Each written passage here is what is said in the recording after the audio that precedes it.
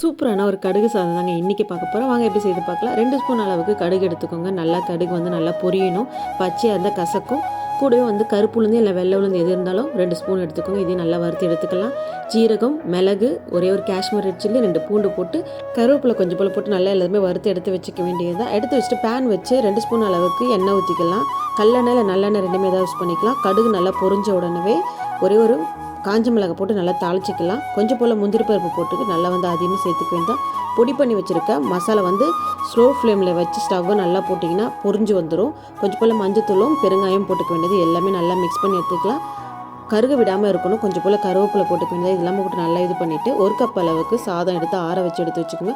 சூடாக போட்டு சாதம் உடையும். இப்போ நல்லா மிக்ஸ் பண்ணிக்க வேண்டியது. கொஞ்சம் போல் உப்பு போட்டுக்கலாம். உப்பு போட்டுட்டு நெய் 1 ஸ்பூன் விட்டு நல்லா மிக்ஸ் பண்ணி எடுத்து லஞ்ச் பாக்ஸ் கட்டுங்க. சூப்பராக இருக்கும். ஒரே மாதிரி கட்டாமல் இந்த மாதிரி டிஃப்ரெண்ட்டாக கட்டிங்கன்னா விரும்பி சாப்பிடுவாங்க. அடுத்த வீடியோ சந்திக்கிறேன். டாட்டா பாய்.